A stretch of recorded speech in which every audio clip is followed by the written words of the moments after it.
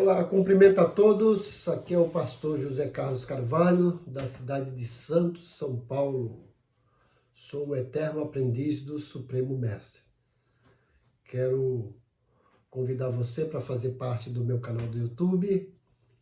Gostaria que você acessasse lá o link do YouTube, chegasse lá no canal, desse sua curtida, faça sua inscrição se você não é inscrito, ative o sininho para receber nossas notificações e compartilhe esse vídeo com o maior número de pessoas possíveis e peça para que eles se inscrevam e compartilhem com outros. Eu vou passar para vocês aqui os comentários da lição número 2 da revista da Escola Bíblica Dominical dos Adultos da Assembleia de Deus. Espero poder corresponder às expectativas de todos. Vamos lá? Convido você então para estudar comigo essa lição tão valiosa.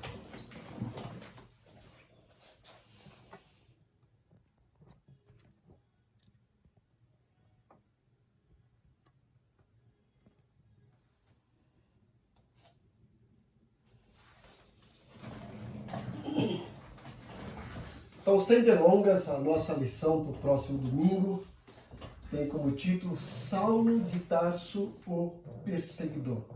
Então vamos trabalhar um pouquinho sobre esse personagem fantástico do Novo Testamento, um homem que foi chamado e usado por Deus com uma missão fantástica. Então vamos começando com o nosso texto áureo. O texto áureo encontra-se em capítulo 9 de Atos, versículo 1. Atos 9, 1, que diz o seguinte: E Saulo, respirando ameaças e mortes contra os discípulos do Senhor, dirigiu-se ao sumo sacerdote. Atos 9, 1. Esse é o nosso texto áureo. Esse texto áureo está dentro do contexto da conversão de Saulo, mais conhecido como Paulo. A nossa verdade prática diz o seguinte: a igreja é uma instituição divina que perdurará na terra até o arrebatamento, pois do contrário já teria acabado ao longo da história. Então podemos perceber que a perseguição da igreja já começou ali em Atos dos Apóstolos. E com Paulo assumiu dimensões maiores. Depois Paulo se converte, mas a igreja continua sendo perseguida, sofre uma perseguição terrível com o imperador Nero, os outros imperadores perseguem a igreja, mas mesmo assim, no meio e em meio a tantas perseguições, a igreja cresce. Eu sempre costumo dizer, quando olhamos para o livro de Atos, eu falo que Atos tem uma fórmula fantástica. É P mais P igual a P. P de pregação mais P de perseguição igual a P de progresso. Nós vemos isso constantemente no livro de Atos. Alguém pregando, vem uma perseguição, mas o resultado é progresso. E a gente percebe que no decorrer da história, as perseguições não acabaram com a igreja. A igreja está viva e eficaz, aguardando o arrebatamento. É isso que o professor deve mostrar para os seus alunos na próxima semana e no próximo domingo, certo? Os nossos objetivos. Convém salientar a cada professor que esses objetivos servem para nortear o professor, para que o professor não fuja do assunto. E todos os tópicos que vão ser elucidados e comentados corroboram para os objetivos. O nosso objetivo geral é conscientizar a respeito do problema da perseguição aos cristãos no mundo. Então, levar aí para os alunos essa consciência de que desde que a igreja está viva, houve perseguição. E a atualidade não foge disso. Há muita perseguição aos crentes em vários lugares do mundo. Então o aluno tem que ter consciência disso. Os nossos objetivos específicos. O primeiro objetivo é elencar as características persecutórias de Saulo. Essa palavra nos assusta, como está na revista, né? Persecutórias. É a ideia de quem persegue, de perseguição. Então, convém ao professor, especificamente aqui no tópico 1, ele encarna, né? Mostrar para os alunos as características da perseguição de Paulo e de Paulo, o perseguidor. O segundo objetivo é expor a respeito da perseguição contra a igreja em Atos. Vamos ver no livro de Atos como a igreja foi perseguida e, embora perseguida, a igreja cresceu. E o terceiro objetivo é esclarecer a respeito de um sistema contra a igreja. Então percebemos que há um sistema, e às vezes até meio sutil, contra a igreja. A gente percebe isso aqui no Brasil. Em alguns lugares a perseguição é de forma bem visível, bem escancarada. Em outros já é de forma meio que sutil, através de sutileza. E convém ao professor esclarecer isso para os alunos sobre esse sistema que estamos vivendo, dos valores distorcidos e que representa uma perseguição tanto para o cristão quanto para a igreja. O nosso ponto central diz o seguinte: no mundo de hoje há perseguição contra os cristãos. Assim como em Atos, hoje ainda os cristãos são perseguidos. Vamos então para o comentário introdutório. Então, um pouquinho a introdução da aula, convém o professor fazer essa introdução de forma bem dinâmica para que o aluno se sinta motivado a aprender. Eu sempre digo que o professor não pode cometer o deslize, a mesmice de apenas ler a revista. Ele tem que ensinar de uma forma dinâmica, usar os recursos que estão aí à sua disposição. Então, no nosso comentário, na revista diz o seguinte: a história da expansão da igreja no livro de Atos mostra um grande personagem que era um fariseu zeloso, Saulo de Tarso. Veja que ele era fariseu, pertencia a um grupo religioso de maior prestígio em Jerusalém, em todo Israel. Paulo fazia parte desse grupo. E eles, propriamente dito, se denomina como irrepreensível no zelo da lei. Percebemos em Atos, e até mesmo em comentários bíblicos, que Paulo tinha um prestígio religioso e cultural entre os judeus. E com todo esse prestígio cultural, religioso, até mesmo status, Paulo ganhou carta branca das autoridades religiosas, lá do Sinédrio, dos sacerdotes, ganhou essa carta branca para perseguir os discípulos, os seguidores de Jesus. E assim acabou se tornando um implacável perseguidor da Igreja de Cristo do primeiro século. É o que vamos estudar nessa lição. É o que o professor tem que passar para os alunos nesse próximo domingo, dia 10 de outubro. Tópico 1. O tópico 1 tem como título Saulo de Tarso, o perseguidor implacável. Gostaria de frisar alguma coisa aqui interessante para vocês. Eu já vi alguns professores, até mesmo pastores, cometendo a gafe de dizer que Paulo tinha o nome de Saulo. E quando ele encontrou-se com Jesus no caminho de Damasco, caiu do cavalo e Deus mudou o nome dele de Saulo para Paulo. Isso não é verdade. Se você ler Atos 13, 9, vai ver que Paulo tinha o nome de Paulo e Saulo. Ele era um judeu, que tinha o seu nome judaico Saulo, e também possuía cidadania romana, herdada do seu pai. E essa cidadania romana lhe deu o nome de Paulo. E isso o ajudou também a andar livremente pelas províncias do Império, por ser um cidadão romano.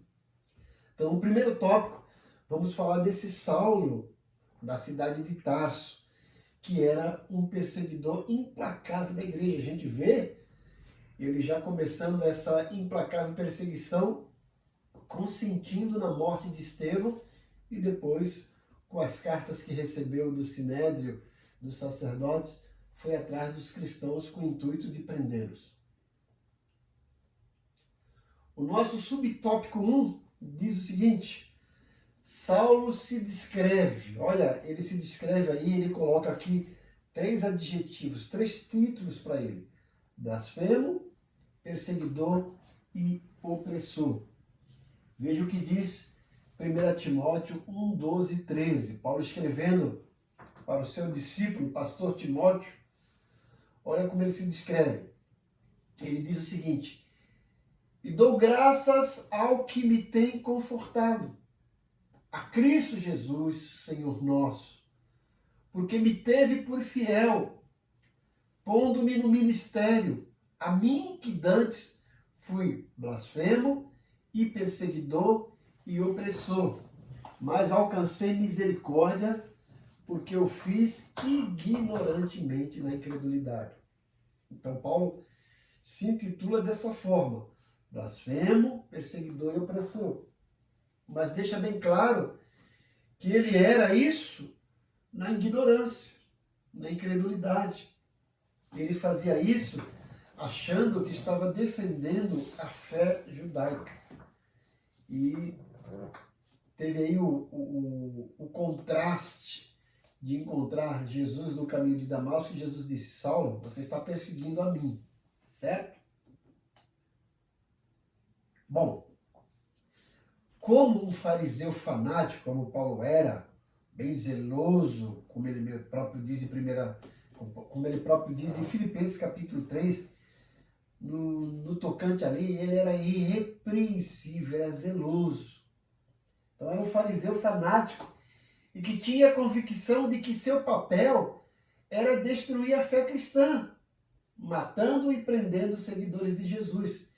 Ele chamava isso de caminho, que a fé cristã era uma afronta contra o judaísmo, era uma afronta contra a lei de Moisés, contra tudo aquilo que ele havia aprendido desde a sua infância. Paulo tinha uma postura arrogante e que o fazia ser, de certa forma, meio truculento. Usava grande violência contra pessoas simples, contra homens e mulheres, sem nenhuma compaixão. Ele acreditava piamente que com esse comportamento estava agradando a Deus. E aí, apoiado pela carta sacerdotal, que odiava, a casta sacerdotal, melhor dizendo, que odiava o nome de Jesus, Saulo usava dos meios legais para atacar os cristãos. Por causa de sua truculência, da sua arrogância, da sua brutalidade, os discípulos de Jesus tiveram que fugir para outras cidades. E a gente vê isso em Atos 8, mas por incrível que pareça, esses discípulos não fugiram e não ficaram chorando, melindrados. Não, a Bíblia fala que eles foram para toda parte falando sobre Jesus. E aí o evangelho chegou em Samaria e depois chegou em Antioquia. E a Bíblia diz que lá, pela primeira vez, em Antioquia, os discípulos foram chamados de cristãos. Por quê? Tudo era Cristo, tudo era Cristo. E Paulo, esse perseguidor, conforme a gente lê em Atos 9:1, respirava ameaças e morte contra os discípulos de Jesus. E por isso não via problema nenhum em prender e arrastar presos para Jerusalém os que professavam contra o nome de Nazareno, conforme a gente vê em Atos 9:2. Então, hoje, em alguns lugares, é assim. Missionários, cristãos, às vezes pagam com a vida, estão sendo perseguidos por amor a Cristo. O nosso segundo subtópico tem como título As ameaças de Saulo de Tarso. Quando lemos Atos capítulo 9, versículo 1, 2, diz o seguinte: E Saulo respirando ainda ameaças e morte contra os discípulos do Senhor, dirigiu-se ao sumo sacerdote e pediu-lhe cartas para Damasco, para as sinagogas, a fim de que, se encontrasse alguns daquela seita, quer homem, quer mulheres, os conduzissem presos a Jerusalém. Em Atos 9:21, lemos o seguinte: todos os que ouviam estavam atônitos e diziam: não é este o que em Jerusalém perseguia os que invocavam esse nome? E para isso veio aqui, para os levar presos aos principais dos sacerdotes? Então veja as ameaças que Paulo fazia. Em Atos 9, quando conta a sua conversão, fala um pouquinho disso. Foi exatamente nessa empreitada de Paulo para perseguir os cristãos, ameaçando, que ele se encontrou com Jesus e mudou a sua vida. Eu sempre digo que Paulo enxergava bem fisicamente, mas estava cego espiritualmente. Encontra-se com Jesus, fica cego fisicamente, mas abre os olhos espiritualmente. E depois é curado da cegueira física e aí fica vendo muito bem, tanto física quanto espiritualmente.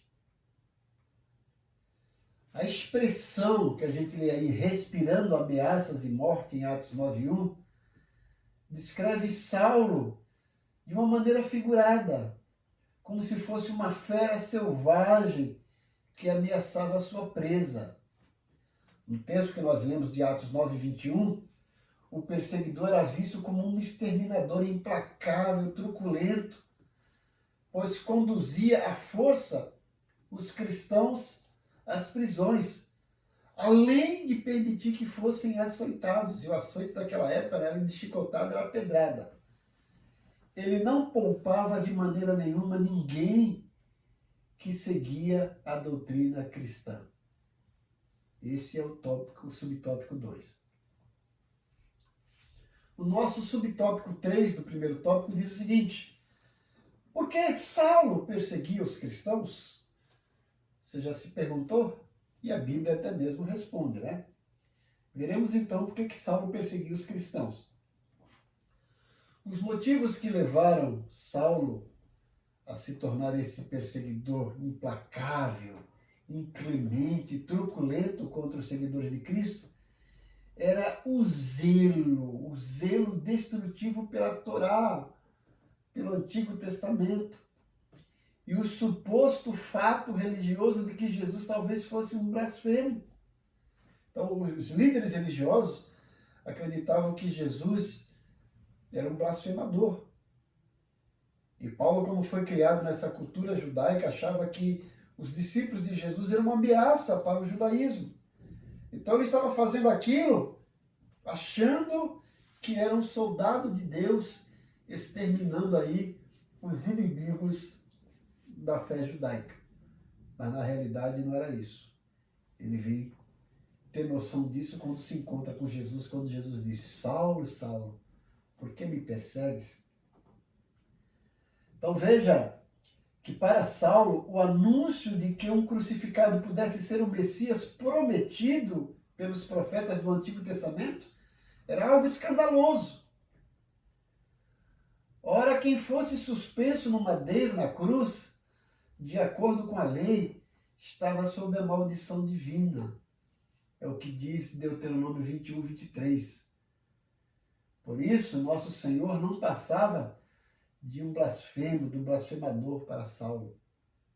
Mais tarde, por ocasião da sua conversão, ele acabou descobrindo que Cristo assumiu a maldição da lei e, por isso, nos livrou dessa maldição, como diz Gálatas 3:13, né? Vamos ler esses dois versículos?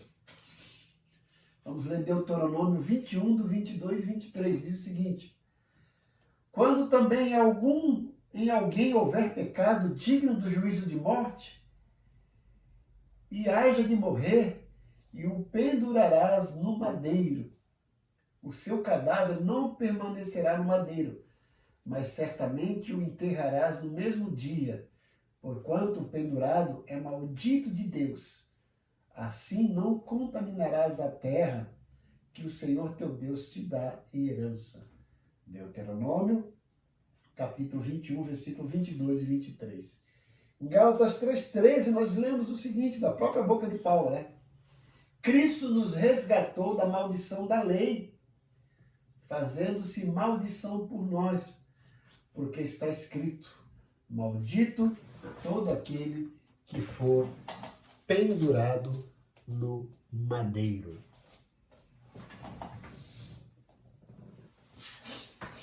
Bom, vamos então para a síntese do tópico 1, do primeiro tópico.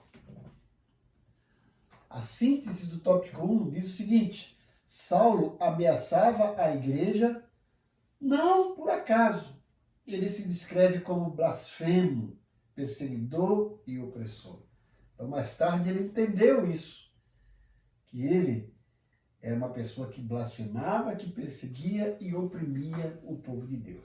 E ele mesmo disse que fazia isso por incredulidade e por ignorância. Essa é a síntese do tópico 1. Vamos então agora para o nosso subsídio pedagógico. Então, antes de iniciar a aula, compete a cada professor, né, falar que nessa semana deve fazer uma pequena recapitulação da aula passada. Lembra a aula passada? O mundo de Paulo, o mundo tanto cultural, religioso e geográfico. Então é bom dar uma repassada na aula para os alunos se sentirem situados. É muito importante que os alunos tenham uma percepção da concatenação dos assuntos, né? Da sequência lógica dos assuntos. Jamais deixe que o conteúdo fique solto na imaginação dos alunos. Então tem professor que começa a outra aula, né? E parece que há uma ruptura enorme entre a aula que foi dada e essa aula que vai ser dada. Não, tem que entender que a revista foi elaborada para ter sequência. O trabalho do professor ou da professora é trazer unidade ao tema e aplicar à realidade dos alunos. Outros, sim, procure aplicar esse método de recapitulação ao longo de todo o trimestre. Então, cada semana que você for dar aula, faça uma pequena recapitulação da aula passada. Isso vai refrescar a memória dos alunos e vai servir como uma transição para a aula da semana. Portanto, cuide de concatenar as ideias e, ao mesmo tempo, expressar a unidade da revista, dos assuntos que estão sendo tratados. Vamos, então, para o tópico 2. Nosso tópico 2 tem como título A Perseguição contra a Igreja de Cristo. Vimos um pouquinho sobre o perseguidor, vamos ver agora sobre a perseguição. O nosso subtópico 1, contra os seguidores de Jesus. Então, a perseguição de Saulo contra Jesus era uma perseguição contra a igreja, o corpo de Cristo, uma instituição divina. Então, Paulo pensou que estava trabalhando para Deus, na realidade estava trabalhando contra Deus. Jesus disse para ele: Saulo, por que tu está me perseguindo? Isso foi um choque para Paulo. Então, ao passo que Paulo respirava ameaças e morte contra o povo de Deus, conforme relata Atos 9:1, sua intenção era acabar de vez com a igreja. E ao atacá-la, atingiu as pessoas que representavam Cristo, dentre as quais havia um homem arguto, defensor do nome de Jesus e cheio do Espírito Santo, cujo nome era Estevão. Foi o primeiro mártir aí, o diácono Estevão, né? Um homem fantástico. E Paulo começa essa perseguição consentindo na morte de Estevão, que foi condenado pelo Sinédrio e apedrejado consequentemente. Nosso subtópico 2, Saulo de Tarso e Estevão, né? Eu fico imaginando Saulo olhando para Estevão ser apedrejado e logo depois que ele se converte, Eu acho que aquela cena foi recriada na mente dele. E se ele pudesse voltar atrás e apagar, mas não pôde, né? Se por um lado Saulo era um erudito que chamava a atenção devido à sua cultura judaica, ao seu conhecimento da língua e da cultura grego-romana e da sua própria autoridade na Torá, Estevão, pelo contrário, era um erudito do judaísmo, com uma grande capacidade do espírito para confrontar ideias contrárias aos ensinos de Jesus, conforme podemos observar em Atos capítulo 6, versículo 9 e 10, e Atos capítulo 7, versículo 2 a 53. Estevão foi o primeiro mártir da igreja. Era um homem cheio do Espírito Santo, conhecedor profundo da história de seu povo e da teologia judaica, quando ele discursa ali, frente a frente aos seus opressores. A Bíblia fala que ninguém poderia sustentar o argumento de Estevão, né? E aí apelaram aí para a força bruta. O discurso inflamado de Saulo e respaldado pelos oponentes dos seguidores de Jesus, deparou-se com outro discurso, mas este proveniente da sabedoria do Espírito, conforme a gente lê em Atos 6,10. Essa autoridade espiritual de Estevão atraiu a ira dos inimigos de Cristo, conforme podemos ver em Atos 6, versículos 5, 11 e Atos 7, 55. Por isso, com o pleno consentimento de Saulo, Atos 8:1, eles apedrejaram Estevão até a morte, conforme podemos ver em Atos 7, 59 e 60. Mas se por um lado eles mataram Estevão, por outro, potencializaram a mensagem do primeiro mártir da igreja. Coisa fantástica, né? A morte de Estevão não fez a igreja regredir e os cristãos calar. Pelo contrário, né? Foi uma semente. O povo foi disperso, mas saiu falando de Jesus para todos que estavam ao seu redor. E o nosso subtópico 3. Uma intolerância religiosa e política contra a igreja atual. Vamos um pouquinho agora para a nossa atualidade.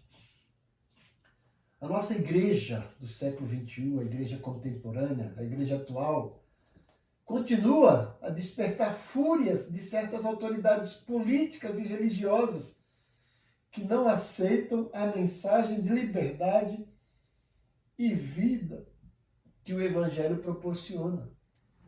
Nossos irmãos que servem a Deus em países políticos e religiosamente fechados para o Evangelho continuam a pagar com a própria vida a fidelidade à mensagem de Cristo. Precisamos orar por essa igreja perseguida.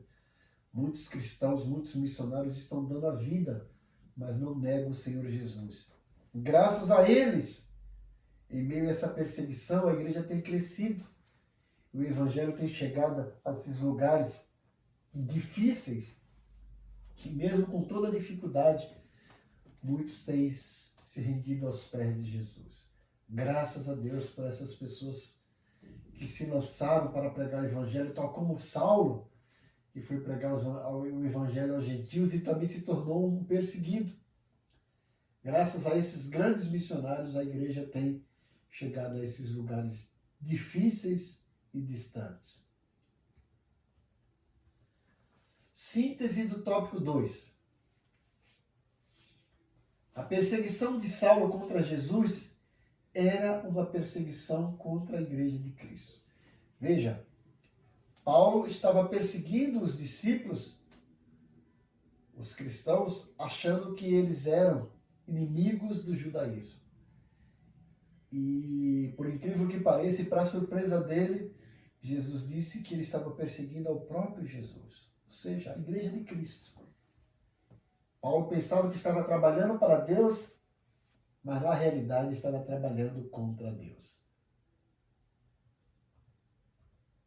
Vamos agora para o nosso subsídio apologético. Apologia é a defesa da fé, tá, gente? Além da perseguição tradicional aos cristãos, há aquela perseguição mais sofisticada que se dá no campo cultural. É que eu chamo de sutileza, né? Por exemplo, quando tentam reduzir a vivência da fé à vida privada dos cristãos, trata-se de uma perseguição cultural e ideológica. No nosso país estamos vivendo isso, gente, essa propagação dessa ideologia de gênero, esses conceitos distorcidos que a sociedade impõe e nós acabamos ficando à mercê disso. E a igreja, sem perceber, está sofrendo essa perseguição sutil.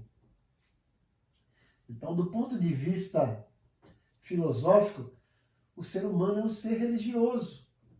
E do ponto de vista antropológico, teológico, o ser humano é a imagem de Deus e por isso tem uma centelha divina dentro dele que o impulsiona a buscar por Deus.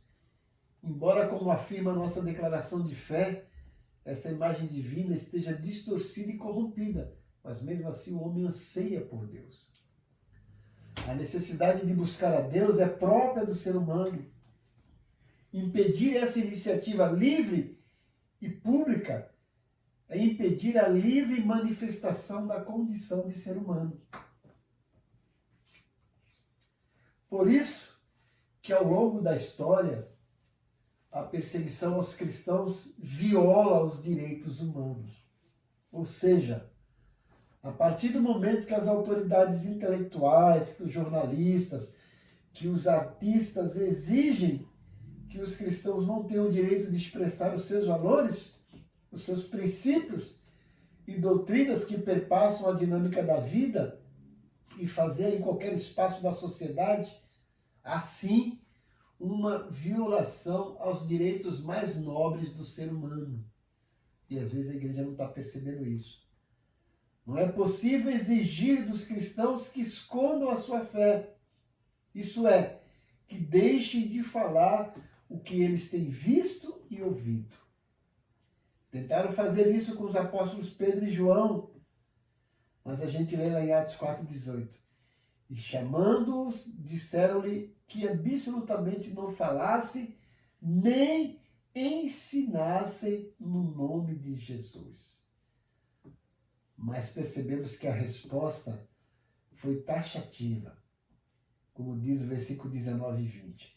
Respondendo, porém, Pedro e João lhe disseram: julgai se é justo diante de Deus ouvir-vos antes a vós do que a Deus, porque não podemos deixar de falar do que temos visto e ouvido. Como disse Pedro, mais importa obedecer a Deus do que aos homens. Vamos agora então para o nosso tópico 3. Tópico 3 diz: quando um sistema se volta contra a igreja. Já não é uma perseguição bruta, truculenta, mas uma perseguição sutil, usando aí o sistema de valores da sociedade, né, da cultura, da ideologia. O nosso subtópico 1 do tópico 3 diz o seguinte: como era a perseguição contra os primeiros discípulos? Saulo de Tarso liderou uma perseguição contínua e violenta. Ele prendia os primeiros cristãos, mandava açoitá-los e não havia escrúpulo mesmo com mulheres e crianças, conforme podemos ler em Atos 9, 21 e Atos 22, 5. Gálatas 1,13 diz: sobremaneira perseguia a igreja de Deus e a devastava. É isso que Paulo fazia antes de conhecer Jesus. Saulo entendia que praticar essas barbáries era defender a fé judaica, livrando os judeus dos hereges, exatamente nos moldes de que Jesus havia alertado aos discípulos, quando ele diz em João 16:2: expulsar-vos-ão das sinagogas, vem mesmo a hora em que qualquer que vos matar, cuidará fazer o serviço a Deus. E é isso que Paulo sentia. É isso que ele cria, que estava trabalhando para Deus. Mas, como eu disse, na verdade estava trabalhando contra Deus. Subtópico 2. Perseguição, tortura e método. Parece exagero nós afirmarmos que Saulo de Tarso torturava os primeiros cristãos. Mas é o que ele mesmo declara em seu testemunho pós-conversão, diante ali do Sinédrio, quando está sendo julgado. Além de castigá-los fisicamente, ele empregava a tortura psicológica para induzi-los a blasfemarem, conforme ele mesmo disse em Atos 26, versículos 10 e 11. Entretanto, apesar da violência empregada com açoites, com prisões, com tortura psicológica, com apedrejamento e mortes, muitos dos discípulos fiéis a Cristo não negaram o nome de Jesus. E a igreja crescia cada vez mais. A gente vê em Atos 2, era 3.000, em Atos 4 já era quase 5.000, em Atos 6 já era uma multidão, em Atos 9 fala que a igreja crescia cada vez mais. Veja o que Paulo mesmo diz em Atos 22, do 9 a 11. Diz ele: bem, tinha eu imaginado que contra o nome de Jesus o Nazareno, devia eu praticar muitos atos, o que também fiz em Jerusalém. E havendo recebido o poder dos principais dos sacerdotes, encerrei muitos dos santos nas prisões. E quando os matavam, eu dava o meu voto contra eles. E castigando-os muitas vezes por todas as sinagogas, os obriguei a blasfemar. E enfurecido demasiadamente contra eles, até nas cidades estranhas os persegui.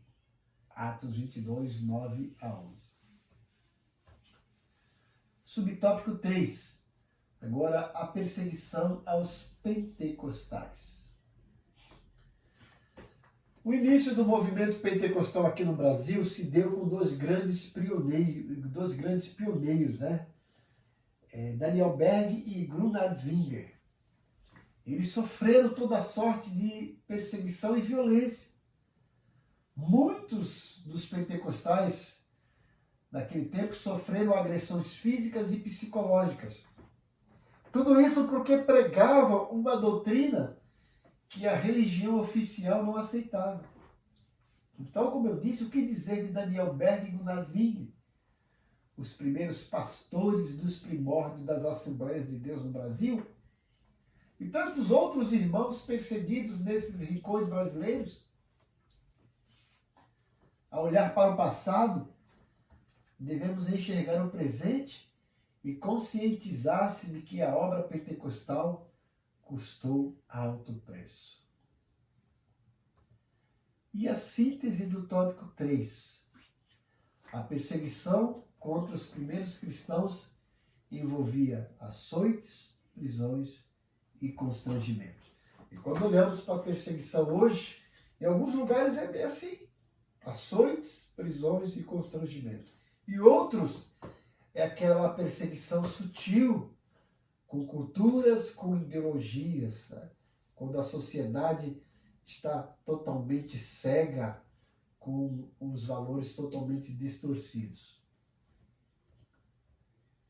E o nosso subsídio missiológico. Ó, veja que nós tivemos o subsídio pedagógico, o subsídio apologético, agora o subsídio missiológico, que diz respeito a missões.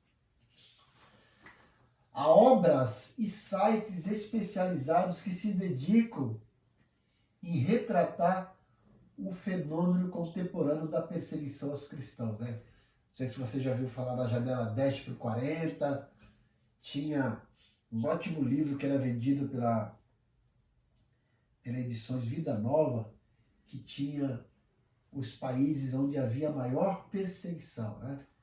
Hoje a gente vê, tem lugares aí que a gente não sabe se tem cristão, como por exemplo na Coreia do Norte. É um lugar totalmente fechado para o evangelho.